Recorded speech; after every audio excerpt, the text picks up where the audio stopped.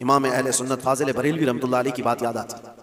رمضان المبارکہ میں اعتکاف میں تھے، مسجد میں اعتکاف میں بیٹھے ہوتے اور افطاری کے فوراً بعد آپ کو پان کھانے کی عادت تھی، اور گھر سے جو کھانا لاتا لے جاتا تھا تو وہ 10-12 سال کا ایک بچہ تھا، وہ افطاری میں کھانا تو لایا، ایک دن پان نہیں لایا، لیٹ کر دیا، تراویح ہو گئی، اور جس کو پان کھانے کی عادت ہے افطاری کے فوراً بعد، وہ ہم کو تو نہیں ہے لیکن پان والے بہتر جانتے ہیں کہ طلب شروع ہو جاتی ہے، تو ہو سکتا ہے تھوڑی دیر نہ ملے تو دماغ میں بہت ساری چیزیں آنے لگتی ہیں۔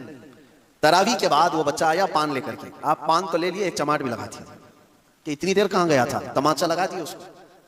یہ تو گھر میں چلتا رہتا ہے، کیا ہم اپنے بچوں کو نہیں مارتے؟ کوئی اگر تاخیر کیا یا کوئی چیز ہوئی تو ڈانٹ ڈپٹ یا تھوڑا سا مارنا، یہ تو نارمل چیز ہے، چلتی ہے۔ وہ بچہ اپنا سر رگڑتے ہوئے بھاگ گیا، لیکن امام اہل سنت فاضل بریلوی رحمۃ اللہ علیہ وہ عاشق رسول، پان کھانے کے بعد بے چینی بڑھ گئی، اور اتنی بے چینی کہ مسجد میں ٹہلنے لگ گئے، ادھر سے ادھر، ادھر سے ادھر۔ آپ کے شاگرد ہیں ملک العلماء ظفر الدین رحمۃ اللہ علیہ، وہ مسجد میں تھے، انہوں نے آ کر کے پوچھا اعلیٰ حضرت سے کہ کیا آپ کسی چیز کے تلاش میں ہیں، کیوں اتنی بے چینی؟ اعلیٰ حضرت نے کہا وہ بچہ کہاں گیا جو پان لایا تھا۔ کہا کیوں، کیا بات ہے؟ کہا اس کو ڈھونڈ کے لے آؤ، اس کو ڈھونڈ کے لے آؤ، میں نے ناحق اس کو مار دیا۔ علامہ ظفر الدین رحمۃ اللہ علیہ فرماتے ہیں کہ یہ بھی تو کوئی بات ہے، وہ خادم ہے آپ کا، خاندانی خادم ہے، اس کے گھر سے سارے لوگ خدمت کرتے ہیں۔ اعلیٰ حضرت نے کہا نہیں، وہ بچہ جہاں بھی اس کو ڈھونڈ کے لاؤ۔ کہتے ہیں کہ سب کو ڈھونڈنے پر لگا دیے لیکن بچہ کہیں ملا ہی نہیں۔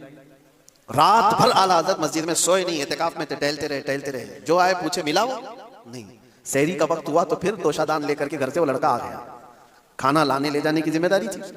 سحری کے وقت میں وہ اپنے مزے میں تھا، وہ اپنی دھن میں تھا، وہ آیا، جیسے آیا علامہ ظفر الدین رحمۃ اللہ علیہ فرماتے ہیں ایسا لگا کہ اعلیٰ حضرت کو زندگی کی کوئی بہت بڑی چیز مل گئی، دوڑتے ہوئے آئے، توشہ دان اس کا ادھر رکھ دیا اور اس بچے کے سامنے گھٹنے ٹیک کر کے نیچے بیٹھ گئے۔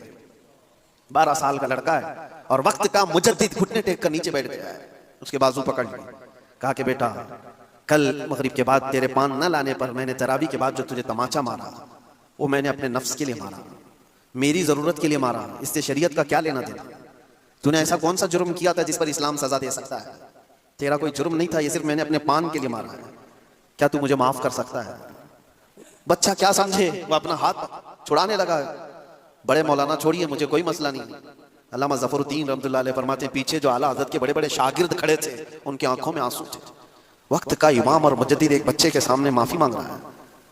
اعلیٰ حضرت نے کہا کل کو بروز قیامت مجھ سے اگر یہ سوال ہو گیا کہ احمد رضا صرف اپنے پان کے لیے کسی کو تماچا کیسے لگا سکتا ہے، میں کیا جواب دوں گا؟ وہ بچہ کہنے لگا کہ ٹھیک ہے میں نے معاف کر دیا۔